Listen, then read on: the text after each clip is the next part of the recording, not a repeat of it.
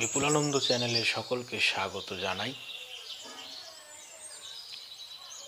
আলোচনার বিষয় হচ্ছে আকাশ মুদ্রা। যে পঞ্চতত্ত্বের যে একটি তত্ত্ব হলো আকাশ তত্ত্ব।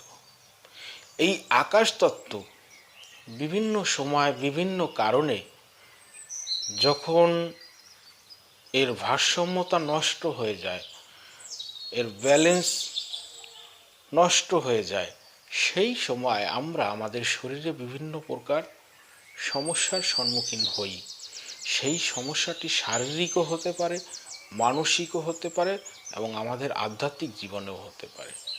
তো সেই ক্ষেত্রে এই আকাশ তত্ত্বকে ব্যালেন্স করার জন্য যে বিভিন্ন প্রকার কৌশল রয়েছে, তার ভিতরে সবচাইতে সহজ এবং সরল একটি কৌশল হচ্ছে মুদ্রা। তো আকাশ তত্ত্বকে ব্যালেন্স করার ক্ষেত্রে যেই মুদ্রাটি আমরা অবলম্বন করে থাকি, সেই মুদ্রাটির নাম হচ্ছে আকাশ মুদ্রা।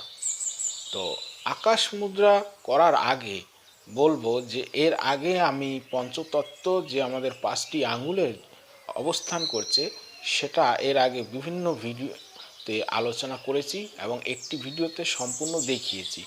সেটা কীরূপ? এটা হচ্ছে অগ্নি, এটা হচ্ছে বায়ু এবং সর্বোচ্চ উচ্চ সবার উপরে যেটি, সেটি হচ্ছে আকাশ।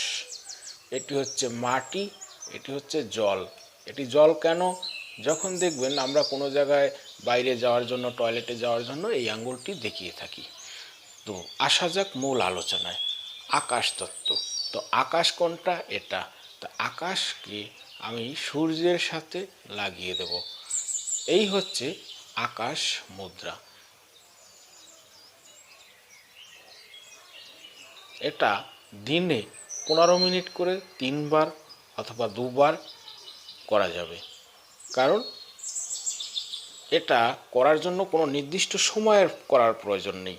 যেমন বাড়িতে বসে টিভি দেখতে দেখতে, অথবা কোনো জায়গায় আপনি অপেক্ষা করছেন সেখানে বসে, অথবা গাড়িতে চলতে চলতে এই মুদ্রাটি দিনে 15 মিনিট করে 3বার করলেই আকাশতত্ত্ব সংক্রান্ত যে বিভিন্ন সমস্যা রয়েছে, সেই সমস্যাগুলোর সমাধান ঘটবে এবং আকাশতত্ত্বের আমাদের শরীরে ব্যালেন্স আসবে। তো এই ছিল আজকের আলোচনা। যদি আমার আলোচনা আপনাদের ভালো লাগে, লাইক কমেন্ট করবেন এবং এই চ্যানেলে যারা নতুন রয়েছেন চ্যানেলটি সাবস্ক্রাইব করবেন এবং সকলে ভালো থাকবেন। জয় গুরু।